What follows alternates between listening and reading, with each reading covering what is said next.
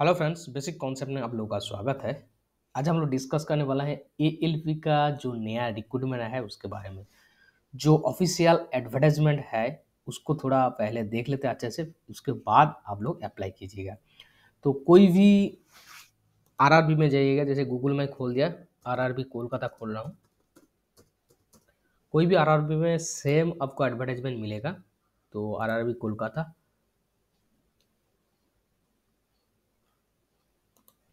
यहाँ जाने का बाद देखिए लेटेस्ट अपडेटेड 19/1/2024।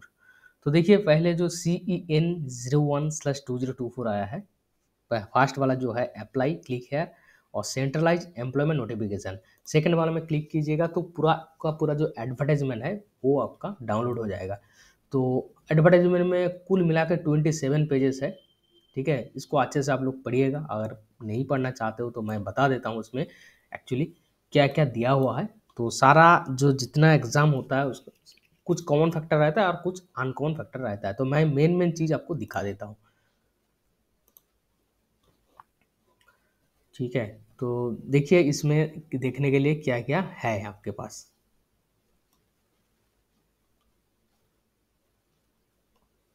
पहले तो डेट देख लेते हैं। ओपनिंग डेट ऑफ एप्लीकेशन दे दिया है 20/01/2024, मतलब स्टार्ट हो गया है ऑलरेडी।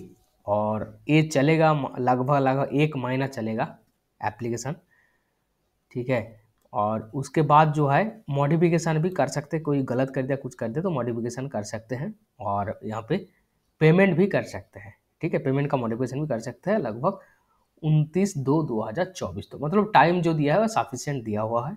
और पोस्ट देखिए ओनली एएलपी के लिए दिया हुआ है। ठीक है, और level 2 19,900, medical category standard A1 category. और एज लिमिट जो दिया है 18 से 30। ठीक है, एज लिमिट दिया 18 से 30। और आ, ये जो एज कैलकुलेशन होगा 1/7/2024, मतलब अभी मान लीजिए कि 6 महीना है आपके हाथ में। ठीक है, 6 महीना बाद वाला को कैलकुलेशन करके लीजिए, मतलब 30, मतलब 30.5 तक। ठीक है, 30 साल 6 महीना तक आप लोग अप्लाई कर सकते हैं।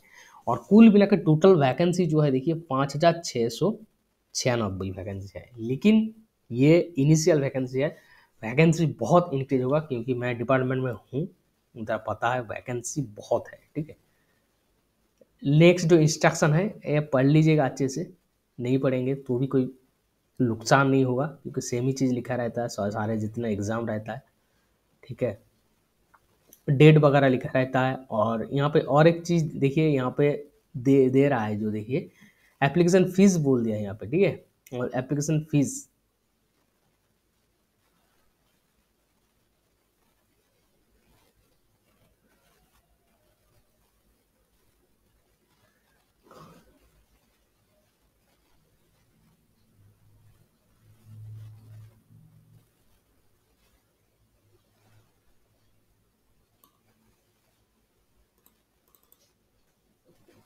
तो इम्पोर्टेंट इंस्ट्रक्शन बोल के यहाँ पे दिया हुआ है देखिए।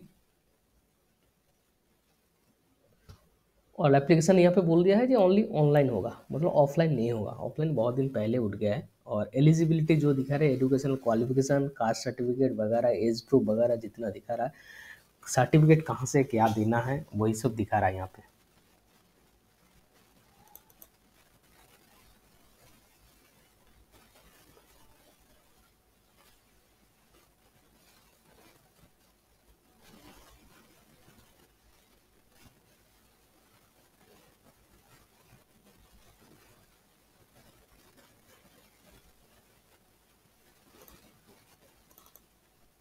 मेडिकल फिटनेस A1 तो चाहिए। एज लिमिट दे दिया है देखिए, सिलेक्शन ऑफ आरआरबी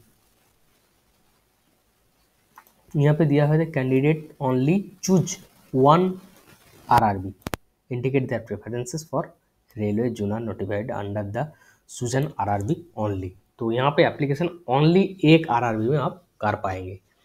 ठीक है,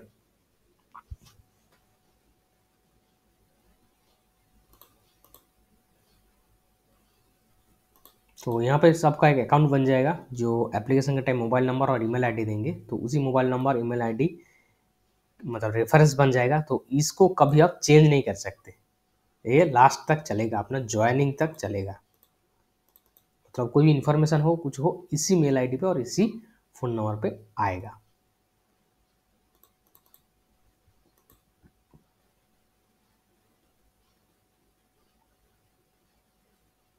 यहाँ पे बोला है देखिए, फास्ट CBT 2 के लिए जो क्वालिफाई करवाएगा CBT 1 से, तो 15 गुना क्वालिफाई करवाएगा, ठीक है, CBT 2 के लिए। तो टोटल वैकेंसी का 15 गुना। टोटल वैकेंसी कितना है अभी के लिए? देखिए टोटल वैकेंसी है, मान लीजिए कि 5,500 6,000 के आसपास है, ठीक है। तो 5,000 अगर वैकेंसी है तो 15 5 75 75,000 कैंडिडेट को क्वालिफाई करवाएगा। इसी हिसाब से अलग अलग कैटेगरी के लिए अलग अलग क्वालिफाई करवाए, ठीक है। वो CBT 2 देने के लिए तैयार होगा, और सबको मिनिमम जो क्वालिफाई मार्क है उसको क्वालिफाई करना है। नेगेटिव मार्किंग बिल्कुल है 3:1 के हिसाब से। और बैंड आइटम जो रहता है एग्ज़ाम में, कुछ भी अलाउ नहीं रहता है, जो अभी ऑनलाइन एग्जाम जैसा सिस्टम चल रहा है वही चलेगा। तो यहाँ पे जनरल इंस्ट्रक्शन अच्छे से पढ़िएगा, बहुत कुछ दिया हुआ, बहुत कुछ जो नॉर्मली सारा एग्जाम में रहता है। ये बोला है कि जो ई कॉल लेटर है कब आएगा, सब वेबसाइट में ही आपको मिलेगा, वेबसाइट में आपको अपडेट रहना है। फ्री ट्रेन ट्रैवल फैसिलिटीज़ है, जो लोगों को मिलने वाला है मिलेगा। और वैकेंसी जो दिया हुआ देखिए यहाँ पे बोल दिया है कि ये फाइनल वैकेंसी नहीं है, ये टेंटेटिव वैकेंसी है अभी के लिए। तो वैकेंसी बढ़ सकता है, घट भी सकता है, लेकिन हमेशा बढ़ता है, घटता नहीं है, ठीक है। इनकी डिक्रीज दोनों हो सकता है, लेकिन हमेशा बढ़ता है। स्टैंडर्ड मेडिकल फिटनेस देखिए डीवी के बाद होगा, ठीक है। स्टैंडर्ड मेडिकल में डीवी के बाद होगा, मतलब एक ही टाइम में दोनों बराबर होता है। हम लोग का टाइम एक ही टाइम में हुआ था। डॉक्यूमेंट वेरिफिकेशन होता है, अगला दिन ही मेडिकल में भेज देता है, उसी दिन भी मेडिकल में भेज सकता है आपको, लेकिन दोनों साथ में चलता है, ठीक है। तो A1 स्टैंडर्ड कैटेगरी क्या है देखिए, physically fit in all respect, ठीक है। और ख़ास तौर पे जो मतलब आई टेस्ट देखता है, A1 आई टेस्ट आपको करेगा, ठीक है। Distance vision 6/6 without glasses with fogging test होगा। Must not accepted +2D accepted नहीं होगा। तो नियर विजन दिया 0.6 विदाउट ग्लासेस, ये मैं भी नहीं समझता हूँ, डॉक्टर लोग अच्छे से समझता है। Colour vision, binocular vision, field of vision, night vision, mesopic vision, ठीक है। ये सब टेस्ट पास करना है।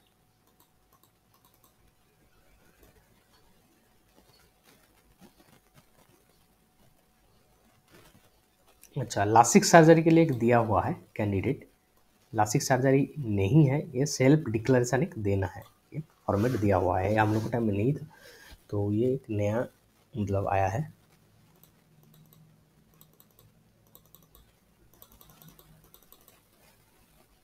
एज रिलैक्सेशन देखिए, SC/ST के लिए 5 साल का छूट है, OBC के लिए 3 साल का छूट है, ठीक है।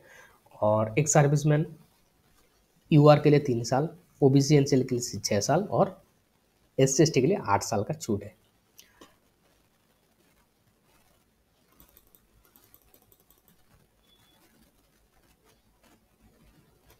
तो बहुत सारा यहाँ पे देख लीजिएगा, जो जिस कैटेगरी में आता है उसी हिसाब से एज का छूट मिलेगा, जैसे गवर्नमेंट का रूल रहता है उसी हिसाब से मिलेगा। तो देखिए, upper limit of date of birth not before, इससे पहले आपका डेट ऑफ बर्थ नहीं होना चाहिए। तो देखिए, UR और EWS के लिए 27/1994 के बाद नहीं होना चाहिए, OBC के लिए 1991 से पहले नहीं होना चाहिए, और SC/ST के लिए 89 से पहले नहीं होना चाहिए, ठीक है। और लोअर एज लिमिट मतलब 1/7/2006 के बाद, ठीक है, बच्चा लोग नहीं भर सकते इसको।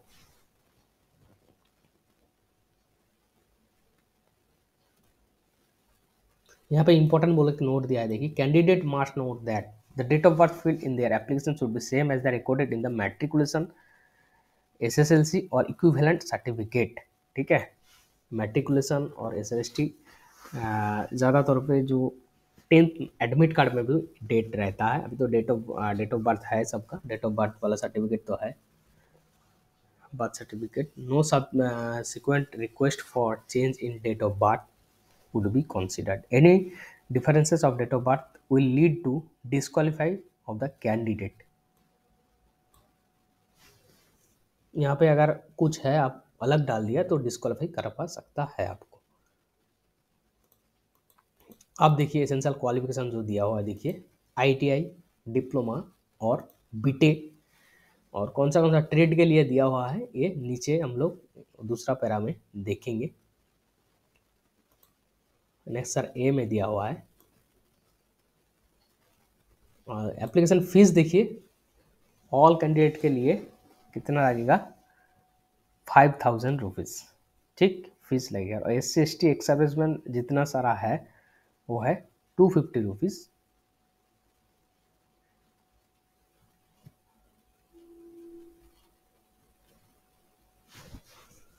क्या बोला है देखिए, S C S T ex servicemen female, transgender, minorities और economically backward classes caution to candidate EBC should not be confused with OBC or EWS.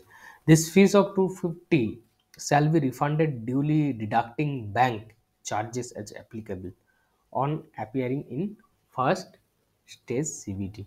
Only candidate who CBT get refund their examination fees mention above। तो ये लोगों का पैसा काटेगा 200-250 रुपये, लेकिन फिर रिटर्न हो जाएगा, ठीक है, फिर रिटर्न हो जाएगा CBT 1 एग्जाम में अपेयर होने के बाद।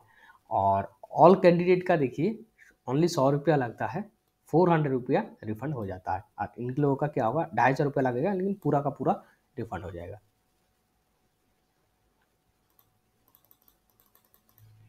मोड ऑफ पेमेंट देखिए, ऑनलाइन में कुछ भी पेमेंट चल जाएगा।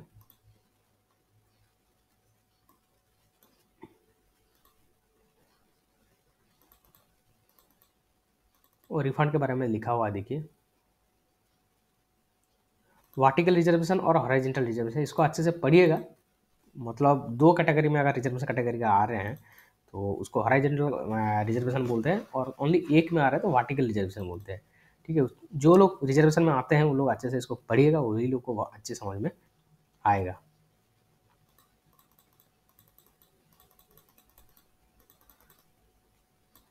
ये अच्छे से पढ़िएगा, ऐसा खास कुछ लिखा नहीं इसमें। देखिए एनओसी एक लगेगा जो लोग अभी जॉब कर रहा है कहीं पे, ठीक है, कहीं पे जो भी जॉब कर रहा है तो उसको नो ऑब्जेक्शन सर्टिफिकेट चाहिए। Central state government department including railway और public sector undertaking you may apply online direct to RRBs duly inform their employer। Shortlisted candidates should produce NOC on the employer date of DV।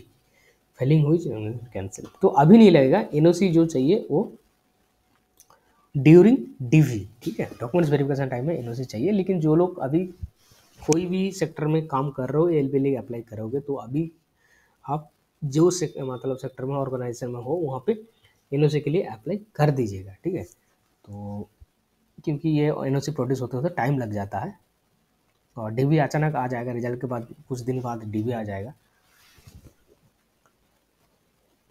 उसके बाद देखिए main चीज़ पे आते हैं कि recruitment process क्या क्या है। जो पहले था वही है, देखिए फर्स्ट स्टेज CBT से सेकंड स्टेज CBT, फिर एप्टीट्यूड टेस्ट मतलब साइको टेस्ट जिसको बोलते हैं, फिर डॉक्यूमेंट्स वेरिफिकेशन, फिर मेडिकल, ठीक है। जो पहले जो था वही है। और जो सिलेबस दिया हुआ है देखिए, सिलेबस भी सेम दिया हुआ है, पैटर्न भी सेम दिया हुआ है। देखिए जो CBT 1 होगा 1 घंटे का होगा, 75 मार्क्स होगा, और 1/3 उसका जो नेगेटिव मार्किंग रहेगा, और जो मिनिमम पास परसेंटेज है 40% रहेगा यूआर के लिए, OBC 30%, SC 30%, ST 25% रहेगा। और सिलेबस देखिए दिया है, देखिए सिलेबस भी सेम दिया हुआ है, लेकिन थोड़ा नाम उलट पुलट कर दिया, ठीक है। तो मैथमेटिक्स थे, देखिए मैथमेटिक्स ठीक है जो जो चैप्टर है, लेकिन मेंटल एबिलिटी का रीजनिंग था उसको मेंटल एबिलिटी कर दिया। और यहाँ पे देखिए जनरल साइंस जो था वही है, syllabus of cover physics chemistry life science और 10th स्टैंडर्ड लेवल। अच्छा general awareness, current affairs, science technology, sports, culture, personality, economics, politics and subject of importance. तो इसमें सब कुछ आ जाता है, स्टॉक जीके भी आ जाता है, करंट अफेयर्स आ जाता है। नेक्स्ट आता है देखिए second stage CBT। Second stage CBT में मतलब जो वैकेंसी है इंटू 15, 15 गुना कैंडिडेट को क्वालिफाई करवाएगा, अलग अलग कैटेगरी में 15-15 गुना क्वालिफाई करवाएगा, ठीक है।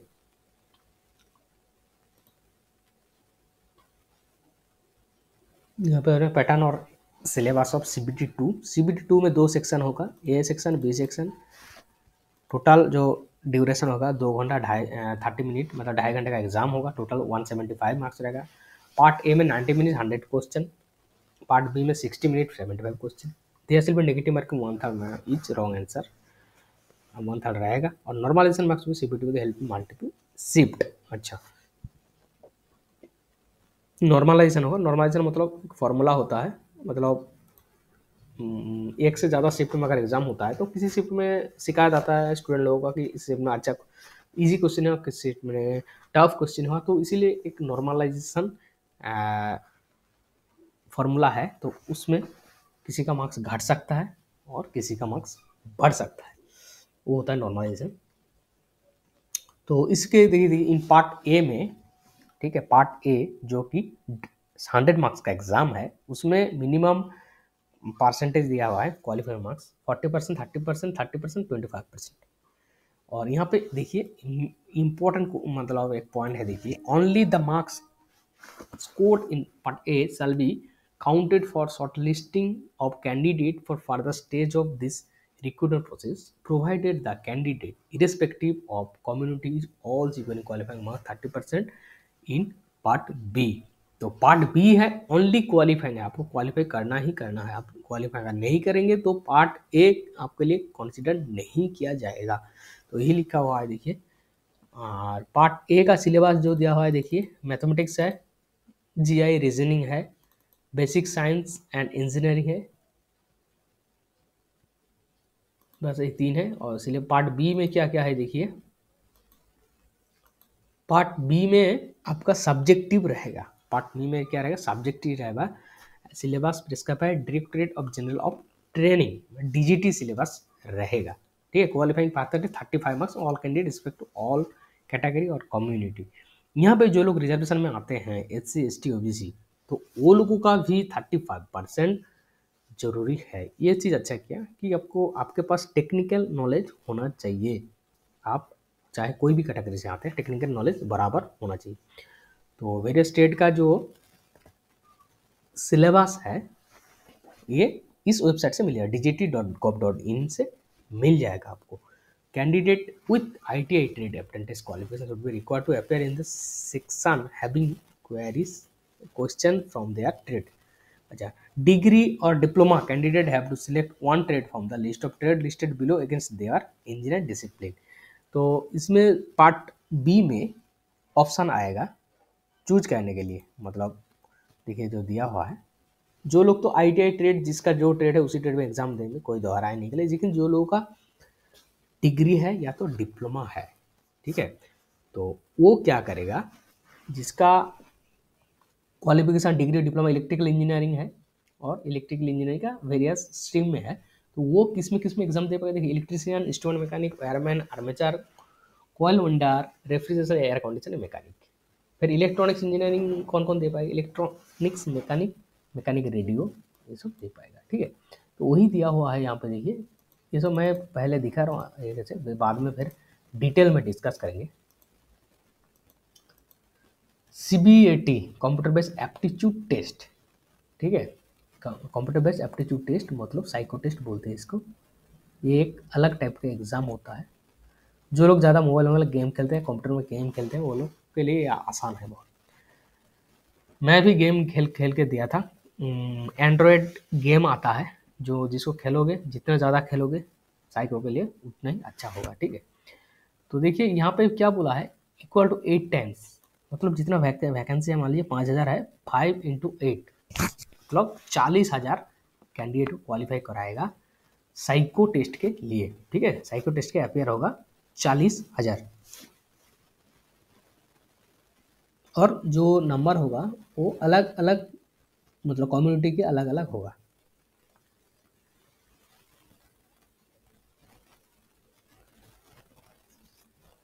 और इस टाइम में भीषण सर्टिफिकेट का लगेगा, मतलब आई का सर्टिफिकेट लगेगा ड्यूरिंग CBAT।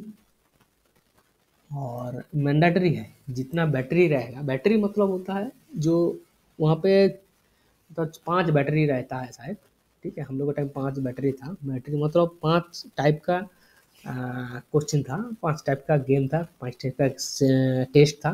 तो सारा टेस्ट में आपको क्वालिफाई करना है, उसके बाद आप जाएंगे कंपटीशन में, ठीक है।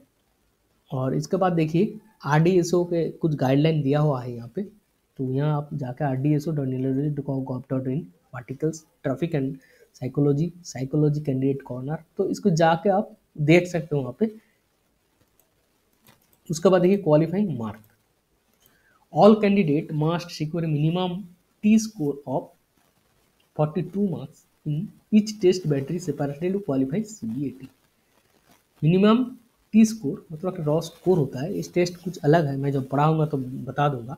तो 42 मार्क्स का आपको ईच बैटरी में लाना जरूरी है। तो merit will be prepare only from amongst candidate among qualify in 70% weightage of the given marks obtained in part A of CBT to 30% weightage score in the CBAT। मतलब क्या बन रहा है, जो फाइनल मेरा मेरिट पॉइंट या merit list बनेगा वो पार्ट ए सीबीटी 2 में 70% वेटेज रखेगा, ठीक है। इसका 70% लेगा, इसका लेगा 30%, जो कि साइको है। साइको में मान लीजिए कि एज एग्जाम्पल मैं बता रहा हूँ 100, ये भी मान लीजिए कि 100 मार्क्स का एग्जाम है। 100 मार्क्स में मान लीजिए किसी को 70 मिला, ठीक, किसी को 70 मिला, और यहाँ पे 30% ऑफ बैटरी, मतलब इस बैटरी में मान लीजिए 100 मार्क्स में से किसी को मान लीजिए 60 मिला, तो अब टोटल इसका मेरिट पॉइंट कैसे कैलकुलेशन होगा, 70 इंटू 70% मतलब 49, और 60 इंटू 30% 49 प्लस 18, ठीक है, 49 प्लस 18, तो ये होगा टोटल आपका स्कोर। इधर 7 आ गया और 4 1 5 1 6 67 आपका स्कोर बनेगा, ठीक है। ये रॉ स्कोर बनेगा, इसके बाद फिर आपका नॉर्मलाइजेशन बनेगा। तो इस हिसाब से कैलकुलेशन होगा फाइनल। मतलब आपको क्या है, पार्ट ए सीबीटी 2 को अच्छे से तैयार करना है, यही आपका मेन टर्निंग पॉइंट है, ठीक है। यही मेन एग्जाम है, जितना सारा एग्जाम होगा 4-5 एग्जाम होगा, उसमें से मेन एग्जाम जो है सीबीटी 2 पार्ट ए। उसके बाद देखिए कुछ लिखा है डॉक्यूमेंट्स वेरिफिकेशन के बारे में। डॉक्यूमेंट्स वेरिफिकेशन में क्या क्या चाहिए क्या क्या नहीं चाहिए वो बता दूंगा मैं धीरे धीरे सब कुछ। अच्छा, एक अच्छा मैं चीज़ दिखा रहा हूँ, देखिए जो लोग अप्लाई करने जा रहे हैं ऑनलाइन में, अप्लाई करने जाने से पहले अच्छा आप लोगों के पास मोबाइल में भी हो जाएगा, लेकिन मोबाइल में मत कीजिएगा, गलत भी हो सकता है और कंफर्टेबल नहीं होगा। आप चाहे तो किसी के लैपटॉप से कर सकते हैं, या तो नज़दीक साइबर कैफ में चले जाइए, आधा घंटा लगेगा तो हो जाएगा। और जाने से पहले क्या करना है आपको, स्कैन कॉपी को रखना है, तब तुरंत आपको एप्लीकेशन हो जाएगा। नहीं तो फिर एप्लीकेशन करेंगे फिर बीच बीच में ये सब बनाते रहेंगे तो बहुत लेट हो जाता है। तो पहले देखिए रिसेंट एक पासपोर्ट छवि मतलब फ़ोटो उठा लीजिए आप जेपीईजी फॉर्मेट में, कोई भी आप स्टूडियो में जाएगा उठा लीजिएगा, क्योंकि ये कॉपी लास्ट तक लगेगा। बहुत सारा कॉपी उठा लीजिएगा, 12-15 कॉपी उठा लीजिएगा आपका जो पासपोर्ट साइज फ़ोटो है, ठीक है। और उसको क्या कीजिएगा, जहाँ स्टूडियो में जाएंगे वही स्टूडियो वाला को बोलिएगा कि इसको 30 to 70 KB के अंदर, मतलब 50 KB के अंदर हमको ये फ़ोटो सॉफ्ट कॉपी में चाहिए। पेन ड्राइव लेके जाइएगा तो वो दे देगा आपको, ठीक है। तो ये लेके जाइएगा, और यहाँ पे बोल दिए और एटलीस्ट बोल दिया यहाँ पे देखिए 12 कॉपी लगेगा, लेकिन आप 20 कॉपी रख लीजिए, इसको काम आ जाएगा ये, ठीक है। उसके बाद देखिए आपका जो खुद का सिग्नेचर है, कागज़ में सिग्नेचर कीजिए, ये भी 50 KB के आसपास रखना है। इसको फोटो खींच के मोबाइल से भी आप कर सकते हैं, ठीक है, मोबाइल से भी 50 KB कर सकते हैं, थोड़ा डिफिकल्ट होगा, साइबर कैफे में जाएगा कंप्यूटर में तुरंत बन जाएगा। और उसके बाद देखिए जो लोग SC ST है, जो सर्टिफिकेट है उसको आपको PDF फॉर्मेट करके रखना है, 500 KB के अंदर अंदर करके रखना है। तो ये 3-4 चीज़ मेनली आपको रखना पड़ेगा, ठीक है, तब जाके आपका क्या होगा, एप्लीकेशन तुरंत तुरंत हो जाएगा। तो यहाँ पे बोल दिया है कि कॉमन सर्विस सेंटर गवर्नमेंट का ये कहाँ कहाँ जाना है आना है, यहाँ पे लिख दिया है। और यहाँ पे जितना RRB है उसका ऑफिशियल वेबसाइट दे दिया है।